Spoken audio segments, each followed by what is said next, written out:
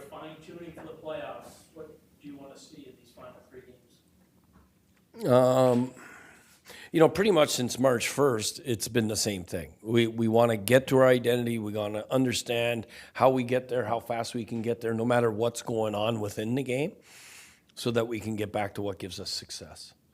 That's number one.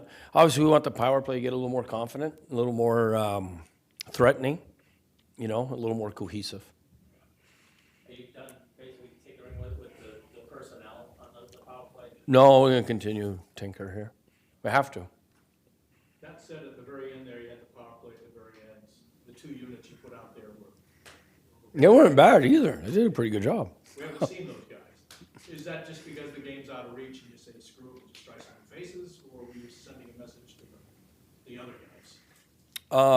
I thought the game was decided, and give the other guys some opportunities that don't get the opportunity to play on the power play and get a little puck time. And you like a little bit. I did.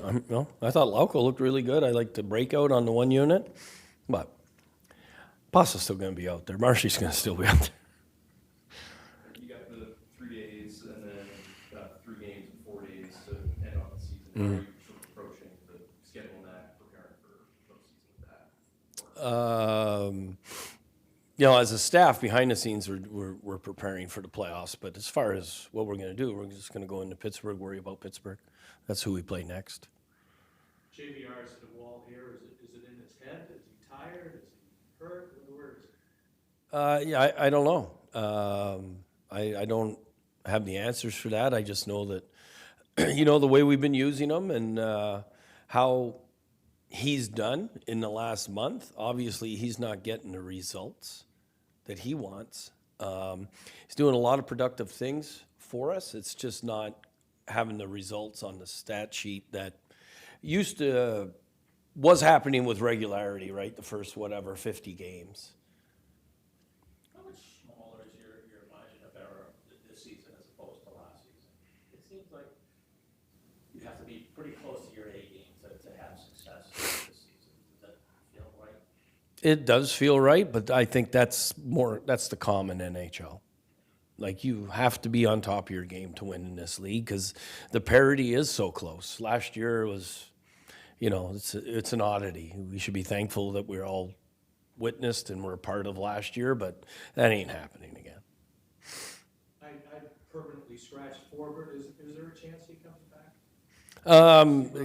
Yeah, he's just getting back in shape. Right now, we don't have any timeline for him being a player. And you said the other day that Maroon was tracking to Saturday. Is he 50-50? Is he 60-40? 75-25 playing. I assume he'd be in for JVR. Fair assumption? I haven't thought that far ahead. That's Friday's practice. You got a lot of smacks here. You got 8 hits out of Pete. You got 6 out of Blanco. You want more of that out of everybody, yes? Yes, but especially those guys that have to relish their role. That's what we want from Peak. That's what we want from Lauco. We want that from several others that's their role on our team that need to augment that part as well. What does that do for the whole? What it does for the whole is it gives the bench energy, because big hits or hits, finishing checks, being hard to play against, gives excitement to the group. But what it does to the other team is they know they're going to get hit. So now they go to a confrontational area and they might not get there as quick. They might panic, and that leads to turnovers, it leads to offense, it leads to territorial advantage.